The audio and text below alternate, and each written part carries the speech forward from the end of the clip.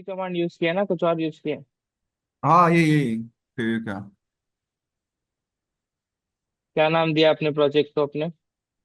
मैंने तो डेमो दिया है, मतलब डेमो प्रोजेक्ट। क्योंकि इसके पहले भी हमने एक क्रिएट किया था ना ये, राउटिंग बीटिंग देखने के लिए। मैं ओके। ऐसा कर रहा हूँ, मतलब demo one demo two demo three ऐसा है। हेलो। हाँ, आप एक नया प्रोजेक्ट सेटअप कर लो अभी। ई कॉमर्स फ्रंट एंड लिख दो उसका नाम। ओके।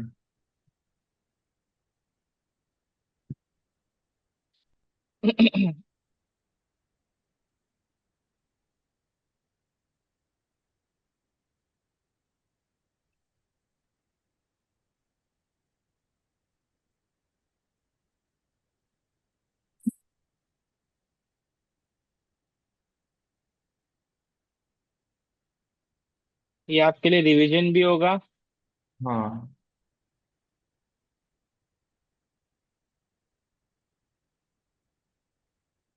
प्लस प्रोजेक्ट भी होगा। हम्म,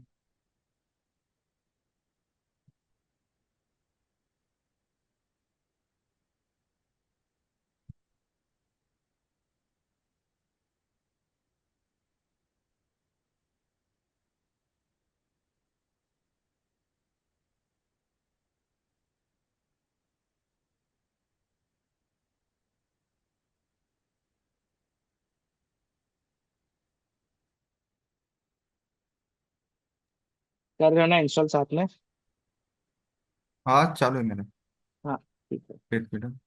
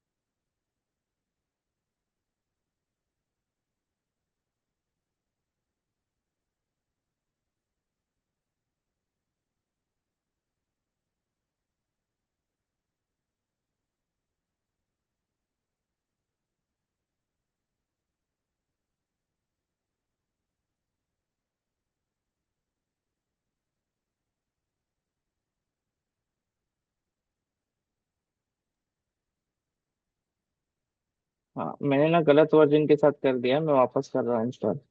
हम्म,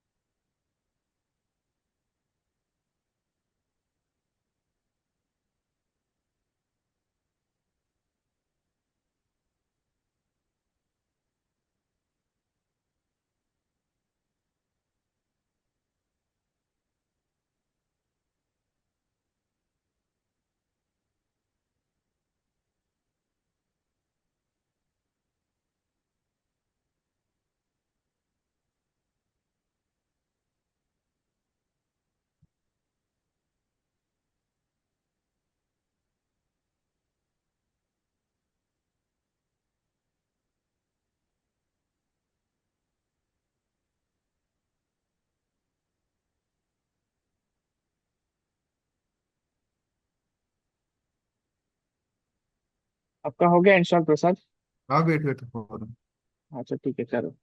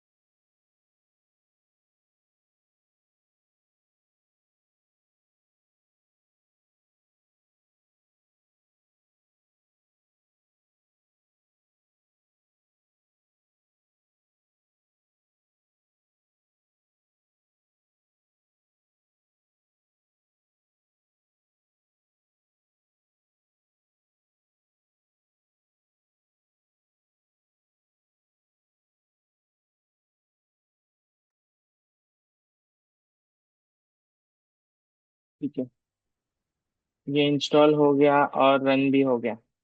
ठीक है, आपका हुआ प्रसाद? हाँ सर, हो जाएगा करूँगा। हो गया ना? हाँ। चलो, अब इसमें सबसे पहले हम लोग जो इंस्टॉल करेंगे वो है राउटिंग। हाँ, राउटिंग। ठीक है, चलो। Routing material UI. हाँ, वो मटेरियल का मैंने किया है यूज थोड़ा भी।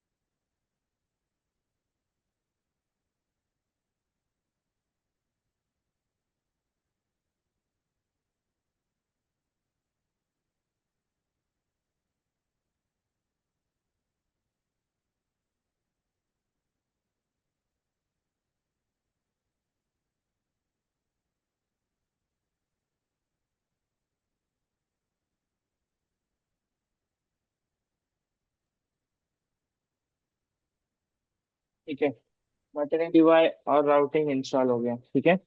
हाँ। अब उसको कॉन्फ़िगर भी कर दो। कॉन्फ़िगर करने के लिए क्या स्टेप्स थे? सबसे पहले तो मैं ऐप डॉट जेएसएक्स को अपने खाली करते हैं, ठीक है। इमेज GM पे जो भी रिएक्ट का आ रहा है।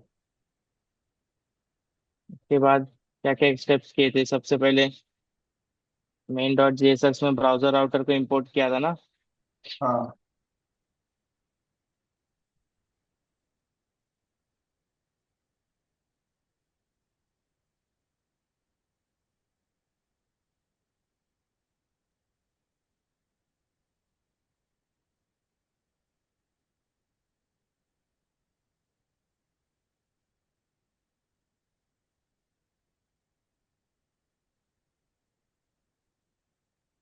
ये क्या डिफाइन करेगा कि हम लोग का राउटिंग एप्लीकेशन में कहाँ कहाँ एक्सेसिबल है? तो हम लोग इसको हम्म। मेन में कर रहे हैं, मतलब ये पूरे एप्लीकेशन में एक्सेसिबल है।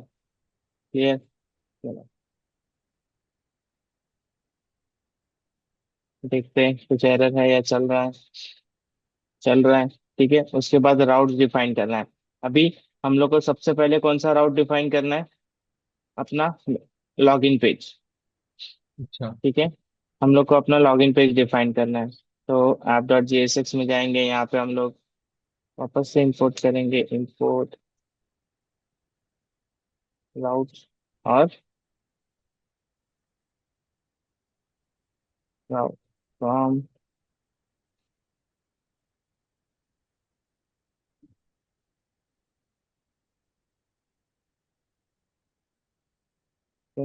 इन सब चीज़ों की अभी हमें ज़रूरत नहीं है।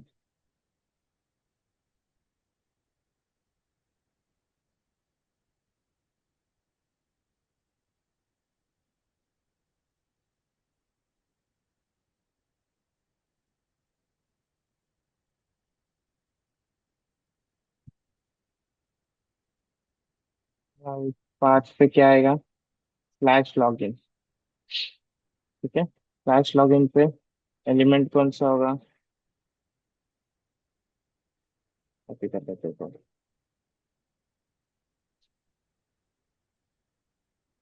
First component.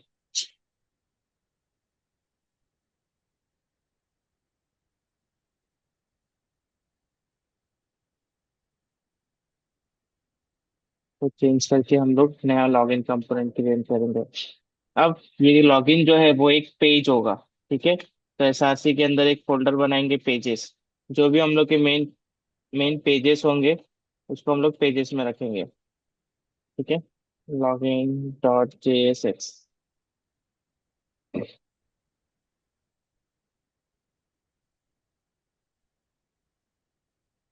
हाँ।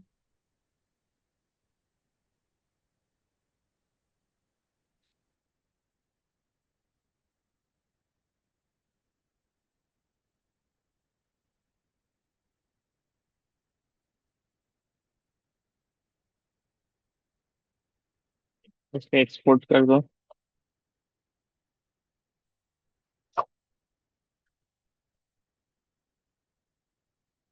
अपना उसको इंपोर्ट कर लो।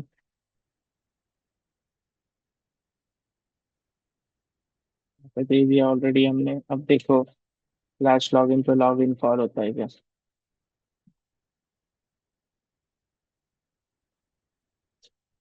आ गया लॉगिन पेज।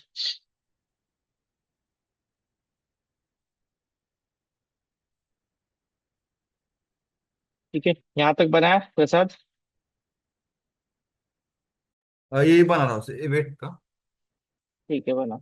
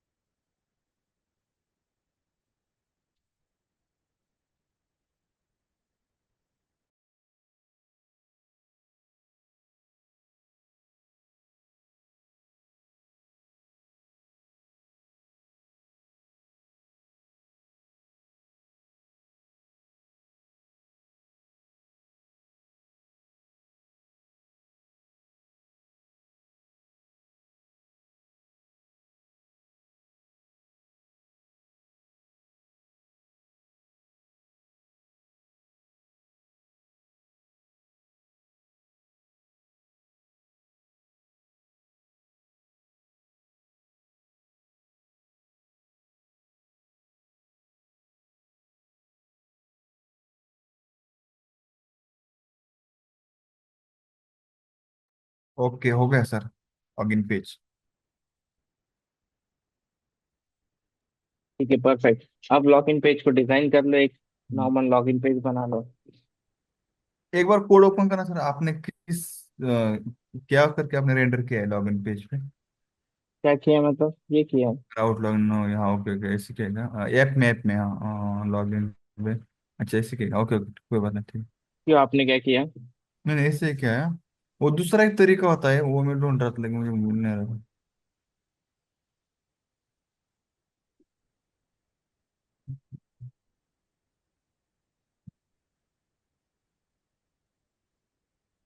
तो पैसे नहीं लेंगे।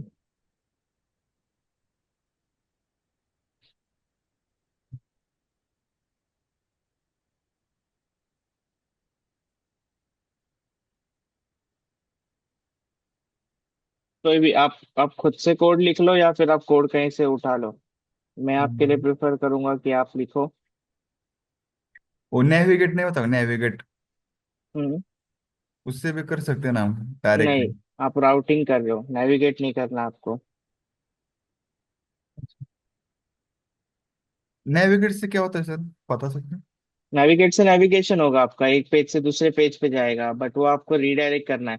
आप यहाँ पे पाथ डिफाइन कर रहे हो कि हम्म जब वो आएगा तो क्या रेंडर होना, कंपोनेंट कौन सा रेंडर होना चाहिए। हम्म। यह राउटिंग क्या है, कंडीशनल रेंडरिंग है ना। तो आपका हाँ कंपोनेंट रेंडर होता है, पूरा पेज नहीं रेंडर होता। नेविगेट से आप दूसरे पेज पे जाओगे, यूआरएल चेंज करने हाँ। देखोगे। बट वो यूआरएल चेंज पे होना क्या चाहिए, वो तो राउटिंग में ही आएगा ना। हम्म। ठीक। ठीक है।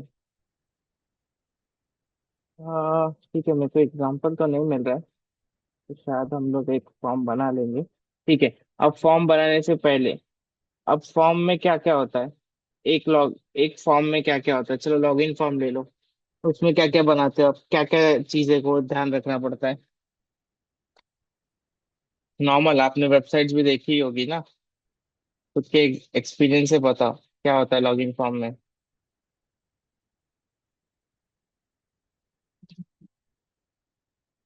बताओ प्रसाद। मैं वो बता रहा हूँ, मेरा माइक म्यूट था, सॉरी। सबसे पहले यूजर नेम, उसके बाद होता है ईमेल आईडी, और उसके बाद होता है पासवर्ड।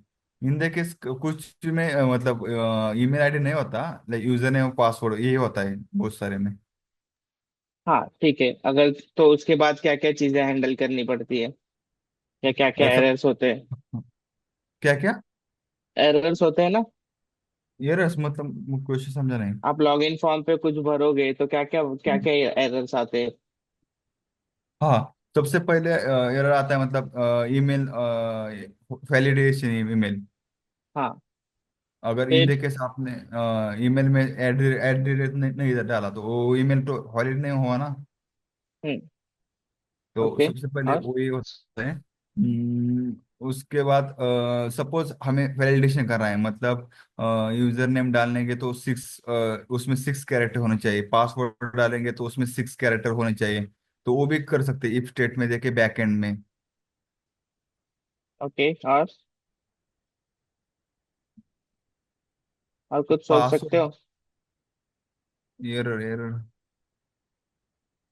हाँ हाँ, ठीक सबसे है। पहले इम्पोर्टेंट, मतलब एक सबसे फॉर्म पहले। को बहुत हेलो सारी चीजें हेलो मैनेज करनी पड़ती है। हेलो, आवाज आ रही सर? हाँ हाँ, आ रही है। सबसे पहले एक इम्पोर्टेंट, वो यूजर रजिस्ट्रेशन होना चाहिए। डायरेक्ट लॉगिन तो नहीं कर सकते ना हम, और रजिस्ट्रेशन करने के बाद ही लॉगिन कर सकते हैं ना।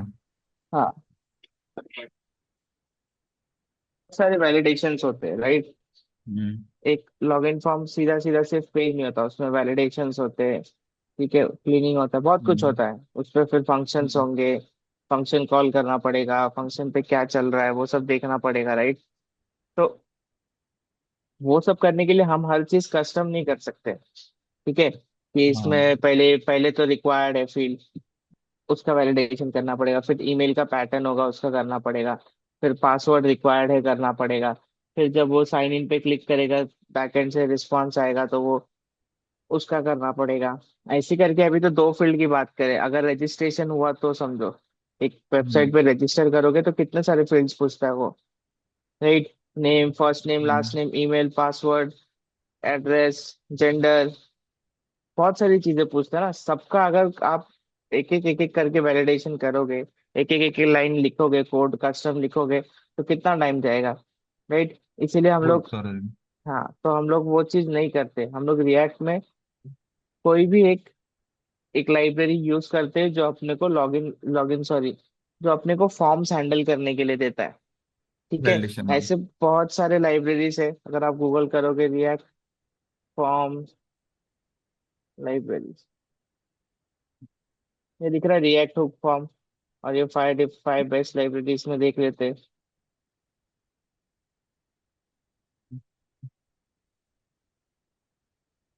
रिएक्ट हुक फॉर्म दिखा, फिर नीचे और होगा फॉर्मिक दिखा, हाँ फिर नीचे देखते और होगा एंड डिजाइन है, टेन स्टैक है। ऐसे बहुत सारे फॉर्म्स है, ठीक है? React final form. तो ऐसे बहुत सारे फॉर्म है। हम लोग जो सीखने वाले हैं वो है फॉर्मिक, और फॉर्मिक है जो बहुत ज्यादा यूज होता है। ठीक है? और हम्म, किसी को कुछ अगर ये चीजें अच्छी लगी होगी, ये डिपेंड भी करता है आपका प्रोजेक्ट कौन मैनेज कर रहा है। तो किसी को होगा कुछ अलग होगा उसकी सोच, और उसको कोई और लाइब्रेरी यूज अच्छी लगी, जैसे रिएक्ट हुक फॉर्म। ये दो सबसे ज्यादा यूज होते हैं, एक फॉर्मिक, दूसरा रिएक्ट हुक फॉर्म। ठीक है? बट रिएक्ट हुक हाँ फॉर्म में काफी चीजें हम लोग को मैनेज करनी पड़ती है, जो एक टाइम के बाद थोड़ा पेन बन जाता है। बट फॉर्मिक में ऐसा नहीं है। फॉर्मिक एक सबसे सॉर्टेड फॉर्म जो देता है वो फॉर्मिक देता है। ठीक है? इसलिए हम लोग मोस्टली रिएक्ट के प्रोजेक्ट्स में फॉर्मिक यूज करते हैं फॉर्म्स को मैनेज करने के लिए। ओके।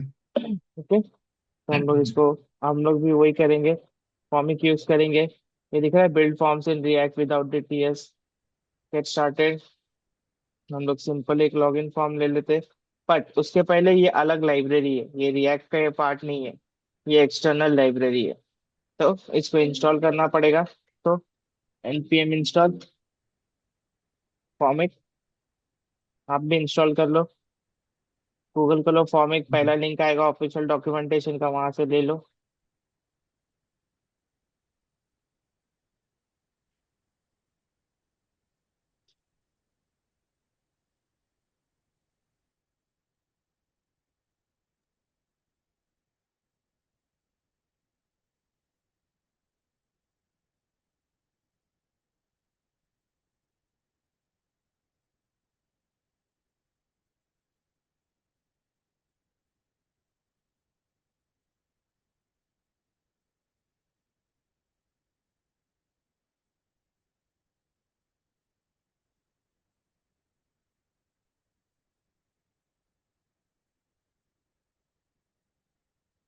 ठीक है, अब इसने एक सैंपल फॉर्म दिया जो हम्म, मेनली ही लॉगिन फॉर्म ही है, समझो।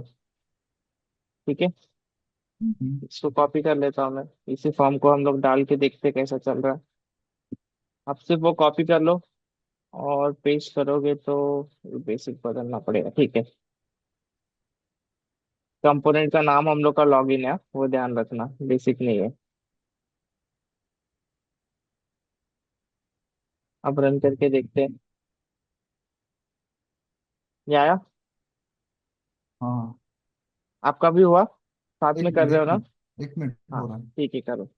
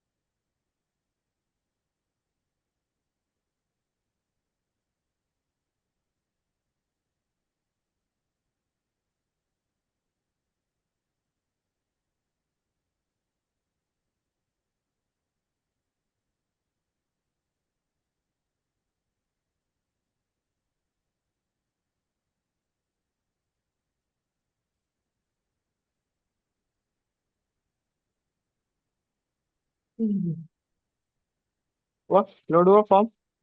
हाँ हाँ, मैं ऐसा कर रहा था, मतलब ये आपका ऐसा ठीक नहीं दिख रहा, मैं एक लाइन बाय लाइन कर रहा था, मतलब लॉगिन का ऊपर, उसके नीचे, इस पर। ओके।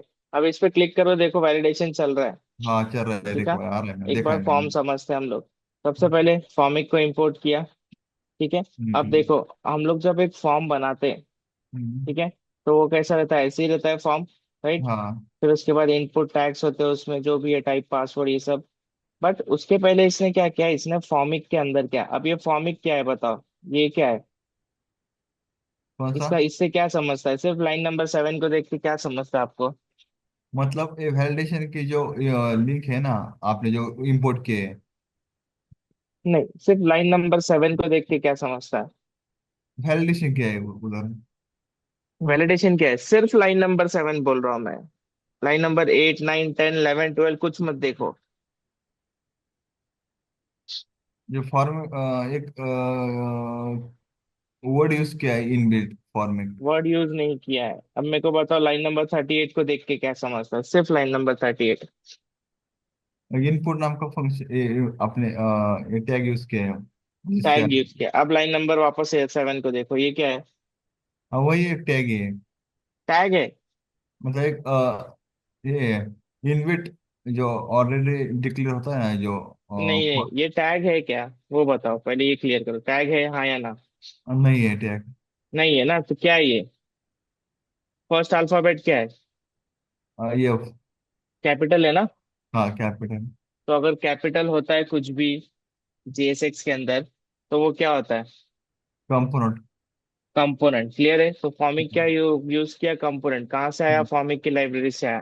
ठीक है। उस कंपोनेंट के अंदर ये इनिशियल वैल्यूज क्या है बताओ अभी। हाँ, ये इनिशियल वैल्यू क्या है।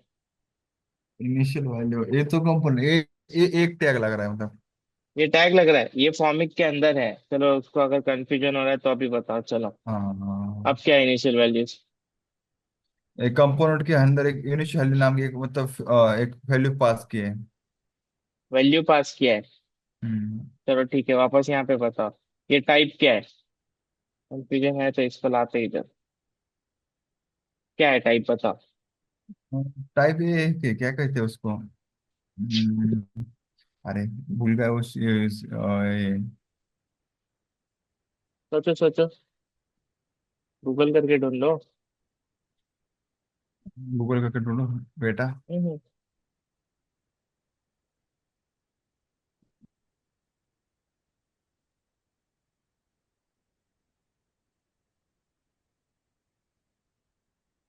एट्रीब्यूट है ना। हाँ एट्रीब्यूट। ये इनपुट टैग है HTML का, उसका ये एट्रीब्यूट है। ये कंपोनेंट है। कंपोनेंट को एट्रीब्यूट्स होते हैं क्या, नहीं होते। कंपोनेंट्स को क्या होते हैं, प्रॉप्स होते हैं ना। प्रॉप्स। तो ये क्या है, प्रॉप्स। ऐसी प्रॉप्स पास करते हो ना। फिर ये वैलिडेट क्या है, प्रॉप्स है ना। मतलब हाँ इस कंपोनेंट के अंदर ये सारा कोड लिखा हुआ है, इस हम्म। कंपोनेंट के अंदर ये सारा कोड लिखा हुआ है, जो हम्म। लाइब्रेरी के अंदर है। ठीक है। हाँ। ये नोड मॉड्यूल्स के अंदर जा चुके हैं हम लोग, तो ये लाइब्रेरी के अंदर सारा कोड लिखा हुआ है। उसको क्या क्या पैरामीटर्स चाहिए, वो हम लोग को उसके डॉक्यूमेंट से पता चलेगा। ये रीड करोगे तो आपको पता चलेगा उसको क्या क्या पैरामीटर्स चाहिए। ठीक है। तो हम्म। अब उसको क्या चाहिए, इनिशियल वैल्यू। अब हम लोग के फॉर्म में यहाँ पे कुछ है, नहीं है ना, नहीं है। ब्लैंक है। ठीक है। अब इनिशियल वैल्यू में मैं कुछ लिखता हूँ, test@gmail.com। सेव हम्म। करता हूँ। ये आया, test@gmail.com बाई डिफॉल्ट। चाहिए तो यहाँ पे कुछ और हाँ, सेव करते, आगे मैंने SSS ऐसा कुछ भी लगा दिया। ठीक है। अब रेंडर करो। आ रहा है, इनिशियल वैल्यू लोड हो रहा है ना। हो रहा है। हो रहा है, समझा। मतलब यहाँ से आप आपके फॉर्म्स को इनिशियल वैल्यू दोगे। तो कहीं कहीं होता है ना कि आपको सिर्फ ऐड का फॉर्म नहीं होता ना, एडिट का भी फॉर्म होता है ना। हाँ होता है। ठीक है। तो उस केस में आप ये इनिशियल वैल्यू यूज करके उसको फॉर्म को वैल्यू दोगे। ठीक है। हम्म। उसके बाद ये फंक्शन है, ये वैलिडेट एक प्रॉप है, बट ये क्या है, एक फंक्शन है। ठीक है। ठीक इस है। पे क्या कर रहे हो आप, वैलिडेशन कर रहे हो, चेक कर रहे हो कि क्या क्या होना चाहिए। तो सबसे पहली बात तो ये, हमेशा नाम जो फॉर्म होता है ना, फॉर्म के अंदर ये जो इनपुट्स होते हैं ना, ये हमेशा नेम पे चलते हैं। ठीक है। हम्म। अगर ये नेम चेंज कर दोगे तो आपका कुछ चलेगा नहीं। यहाँ पे ठीक कुछ है। अलग नाम लोगे, यहाँ पे कुछ अलग नाम लोगे तो नहीं चलेगा। अब हम्म। जैसे यहाँ पे वैलिडेशन हो रहा है, ठीक है, अगर मैं इसको ब्लैंक कर दूं, ये रिक्वायर्ड आ रहा है। टाइप हाँ करने के रहा। बाद इनवैलिड ईमेल एड्रेस आ रहा है, जब तक मैं इसको सही नहीं करता तब तक वो इनवैलिड ईमेल एड्रेस दिखता है। अब मैं एक काम हम्म। करता हूँ, ये जो नेम है ना इसको चेंज करके ईमेल आईडी कर देता हूँ। ठीक है, अब सेव करते रन करते। एक ये देखो टाइप हो रहा है। हाँ और नहीं हो रहा है, टाइप ही नहीं हो रहा है ना। वो नीचे क्या आ ठीक रहा है, था फिर? वो तो यहाँ पे ये इस चीज के लिए है, जो ईमेल का वैलिडेशन यहाँ पे लिखा हुआ है। हाँ ये ओके। एरर्स डॉट ईमेल, अब ये ईमेल आईडी फील्ड है तो इसको ईमेल आईडी करना पड़ेगा ना। हम्म। अब ऊपर उसका चेंज किया ना वैलिडेशन, आपने? हाँ चेंज किया, अभी वैलिडेशन भी नहीं चल रहा है। क्यों नहीं चल रहा है? क्योंकि यहाँ पे ईमेल है, पर यहाँ पे वैलिडेट फंक्शन में देखोगे तो वैलिडेट किसके लिए लिखा हुआ है? ईमेल के लिए लिखा हुआ है। ये दिख हाँ। रहा है। ये वैल्यूज हम लोग आएंगे क्या है, बट पहले ये ईमेल दिख रहा है, ये फील्ड पे चल रहा है ना एरर्स डॉट। तो ये सारे ना बहुत सारी प्रॉपर्टीज होती है इसके अंदर। ठीक है, अब इसको वापस रिवर्ट करते हैं। हाँ, अब इसके अंदर बहुत सारी प्रॉपर्टीज होती है। तो अभी इनिशियल वैल्यू में ये दिख रहा है, एक पूरा एक ऑब्जेक्ट दिया है। मतलब ये जो आपके फॉर्म है ना उसके अंदर के सारे जो भी इनपुट टैग है उसके नाम है। अगर हम्म। पासवर्ड के साथ और भी कुछ होता, मोबाइल नंबर होता, तो यहाँ पे क्या हो जाता? Comma, mobile number. Mobile number. हाँ, और इनिशियली ब्लैंक है तो ब्लैंक। ठीक है, ऐसा हो जाता। तो इनिशियल वैल्यू में आप आपके पूरे फॉर्म का इनिशियल वैल्यू दोगे, कि वो इनिशियल वैल्यू क्या होना चाहिए, और ये कीज होती है। जो भी यहाँ पे नेम है, यहाँ पे पासवर्ड है, तो वो कीज है। ठीक है, फिर उसके बाद अगर आपके फॉर्म में दो फील्ड है, ईमेल और पासवर्ड, तो आपके हम्म। फॉर्म में कितने वैल्यूज होंगे? ईमेल और पासवर्ड दो ही होगा ना। हाँ, दो ही फील्ड होंगे। हाँ, तो जब भी आप इनिशियल वैल्यू देते हो तो आपके फॉर्म के अंदर एक और प्रॉपर्टी बनती है, वो है वैल्यूज। दिख रहा है ये वैल्यूज? हाँ। हाँ, तो ये वैल्यूज आपके फॉर्म को मिलती है। मतलब यहाँ पे आप कहीं पे चाहिए तो इसके नीचे ही चाहिए तो यहाँ पे ऐसा वैल्यूज कंसोल करके देख सकते हो, वैल्यूज डॉट ईमेल। ठीक है, अब मैं एक काम करता हूँ, यहाँ पे टाइप करता हूँ, देखो यहाँ पे भी टाइप हो रहा है। यहाँ पे टाइप करो प्रसाद, ये दिख रहा है प्रसाद बाहर भी जा रहा है ना। हाँ देख रहे हैं। हाँ। क्यों? क्योंकि आपके इनपुट फील्ड को जो वैल्यू मिल रही है वही वैल्यू मैंने बाहर से प्रिंट कर दी है। हाँ राइट।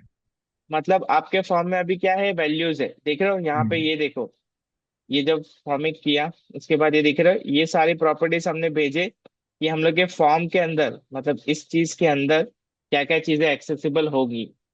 तो ये कहाँ हम्म। से आया? ये वैल्यूज दिया फॉर्मिक ने, फिर एरर दिया। ठीक है, ये एरर जो हमने यूज किया है, इसका मतलब एरर सिर्फ डिस्प्ले कर रहे हैं हम लोग, और फिर एरर्स तो डिस्प्ले कर रहे हैं, बट वो चल कब रहा है? जैसे आप इस पे टाइप करते हो तो यहाँ पे देखो वैलिडेट फंक्शन है। ठीक है, वैलिडेट हम्म। के अंदर क्या कर रहा है, जो भी वैल्यू आप जब जब इसको टाइप कर रहे हो ना, तब तब वो वैलिडेट फंक्शन कॉल हो रहा है। ठीक है, तब तब वो वैलिडेट फंक्शन कॉल हो रहा है। उसके बाद क्या कर रहा है, वो चेक कर रहा है कि वैल्यूज डॉट ईमेल में कुछ है कि नहीं। अगर नहीं है तो एरर्स डॉट ईमेल में क्या डाल दिया, रिक्वायर्ड। But Right. अगर वैल्यूज है, उसके बाद क्या चेक कर रहा है, वो पैटर्न, पैटर्न में क्या चेक कर रहा है, एट द रेट है कि नहीं, डॉट है कि नहीं। समझे? वो चीज चेक करके फिर वो उसको क्या कर रहा है, अगर वो फेल होता है, ये रेगुलर हम्म। एक्सप्रेशन से फेल होता है, तो क्या कर रहा है, एरर्स डॉट ईमेल में इनवैलिड ईमेल एड्रेस दिख रहा है। इसीलिए जब आप इसको रिफ्रेश करोगे, फर्स्ट टाइम सबमिट करने ट्राई करोगे, तो नहीं होगा। क्यों? क्योंकि वैलिडेशन एरर है कि ये फील्ड रिक्वायर्ड है। अब जैसे ही मैं इसमें कुछ टाइप करता हूँ, अब वो रिक्वायर्ड से हट गया, उसको वैल्यू मिल गई, बट उसमें अब क्या है, इनवैलिड ईमेल एड्रेस है। तो मैं इसको, ठीक है, अब आ गया, हम्म। वैलिडेट हो गया। समझा? तो ये वैलिडेशन ऐसे चलता है।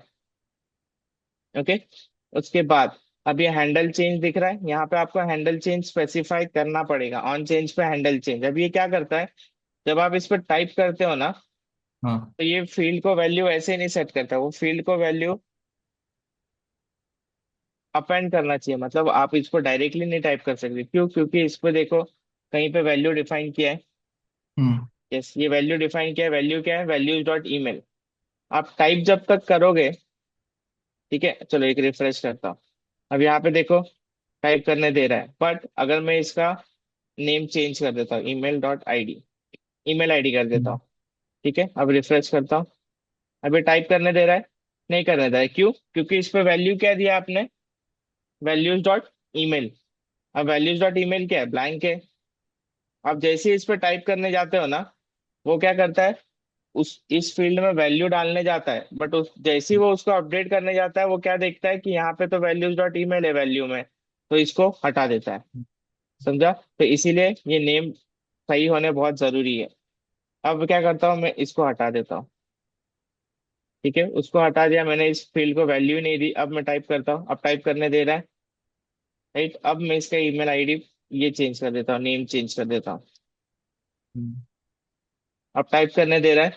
अब मैं एक काम करता हूँ, एक और चीज करता हूँ, यहाँ पे ईमेल में डिफॉल्ट लिखता हूँ।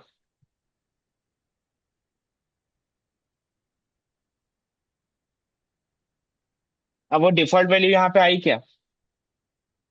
नहीं आई ना? नहीं नहीं आई। नहीं, क्यों? क्योंकि यहाँ पे हम लोग ने फील्ड को वैल्यू ही नहीं दी है। आप अभी भी इनपुट टैग लिखते हो, उसको बाय डिफॉल्ट वैल्यू देना है तो वैल्यू इक्वल्स टू ही लिखना पड़ेगा ना। अब वो हम्म, हमने लिखा ही नहीं है, इसीलिए वो नहीं ले पा रहा है। तो इसको वापस वैल्यूज डॉट ईमेल करते हैं। अब देखो आ गई, जैसे हम लोग ने किया वो आ गई। ठीक है, अब उसको चेंज करने के लिए ये हैंडल चेंज देना उसको जरूरी है, वरना वो उसको चेंज करने नहीं देगा। और इसका नाम सेम होना भी बहुत जरूरी है। हम्म, ठीक है, समझा? अब चेंज करोगे, चेंज करने देगा। तो इसीलिए ये सारी चीजें इसको देना जरूरी है। ठीक है, ब्लर पे अभी तो कुछ करना नहीं है, तो ब्लर हटा दो चाहिए तो। ठीक है, उसके बाद ये एरर्स है जो हम लोग को एरर्स अंदर मिलते हैं, ये टच प्रॉपर्टी होती है। अब क्या होता है, अब मैं पेज रिफ्रेश करता हूँ और इसको ब्लैंक करता हूँ। हाँ, अब मैं इसको रिफ्रेश करता हूँ, अब देखो एरर दिख रहा है क्या? नहीं। नहीं दिख रहा ना। जब तक आप इसको टच नहीं करोगे तब तक एरर नहीं दिखना चाहिए। इसीलिए वो फील्ड को क्या रखते हैं, टच, उसको टच्ड बोलते हैं। मतलब जैसे ही आपने इसको टच किया, वो क्या करेगा, मतलब आपने फॉर्म से इंटरैक्ट किया। अगर समझो एक पेज, लॉगिन पेज लोड होता है, पहले ही दिखाता है ईमेल आईडी इज रिक्वायर्ड, वो तो गलत है ना, यूजर को तो गलत जा रहा है वो। पहले उसको टच तो करने दो, इंटरैक्ट तो करने दो। तो जैसे ही आप इंटरैक्ट करोगे ना, वैसे ही इस फील्ड को आपने क्या कर दिया, टच कर दिया ना। समझा? तो हम्म, वो क्या करेगा, इसको टच डॉट ईमेल को ट्रू कर देगा। फिर आप एरर्स कब दिखाओगे, जब आपके एक तो एरर में कुछ, ईमेल में कुछ एरर है, दूसरा उसको आपने टच किया है। ठीक है, क्लियर है? चलो, अब इसके बाद पासवर्ड को कोई भी वैलिडेशन नहीं है। ठीक है, मैं सबमिट कर रहा हूँ, देखो पासवर्ड पे कुछ वैलिडेट नहीं हो रहा है।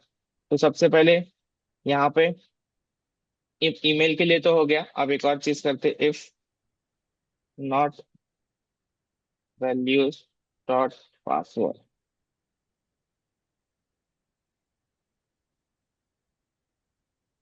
इफ या तो एरर्स डॉट पासवर्ड में क्या डालेंगे, रिक्वायर्ड। रिफ्रेश करते हैं, आया? अब जैसे पासवर्ड में कुछ टाइप करूंगा, पासवर्ड का रिक्वायर्ड हट गया। हट गया ना? समझा? हम्म, ऐसे ही करके आपको ये वैलिडेशन भी ट्राई करना है। ठीक है, आज के लिए ये बेसिक पे ही रुकेंगे, आगे का टॉपिक थोड़ा लेंदी हो जाएगा तो शायद अपन कवर ना कर पाए। बट हाँ। इसको करो। अभी आपको क्या करना है, फ्राइडे तक, फ्राइडे तक हम्म, आपको ये जो नॉर्मल फॉर्म है दिख रहा है, इसमें क्या है, ये इनपुट टैग लिया है ना, ये हम्म, पूरा लॉगिन फॉर्म आपको मटेरियल यूआई से बनाना है। हम्म, समझा? ओके। पूरा फॉर्म मटेरियल यूआई से होना चाहिए, नॉर्मल इनपुट टैग नहीं होना चाहिए, इसको अच्छे से स्ट्रक्चर्ड होना चाहिए। ये रिक्वायर्ड फील्ड के नीचे आना चाहिए। ठीक है, आप इस पे क्लिक करोगे तो ये हाईलाइट होना चाहिए। इस पे फिर इसका फील्ड का नाम रिस, होना चाहिए ना, इधर पे यूजर नेम या फिर ईमेल रिस्पॉन्सिव ऐसा आना चाहिए। रिस्पॉन्सिव होना रिस्पॉन्सिव चाहिए। हाँ, तो वो सारा चीज आपको फॉर्म बना के आना है फ्राइडे को। तो हम लोग उस पर ओके। आगे कंटिन्यू करेंगे। और ईमेल और पासवर्ड का वैलिडेशन भी होना ही चाहिए, तो वो भी आप करके आओ। फिर हम लोग ओके। और आपका जो नोट जेएस का प्रोजेक्ट था वो भी रेडी होना चाहिए, हम लोग उसके अंदर उसको इंटीग्रेट करने वाले हैं। ठीक है? ठीक है, ठीक है। ओके, ठीक है। हम्म, ठीक है, चलो फिर फ्राइडे मिलते हैं। Okay, bye. Okay, bye.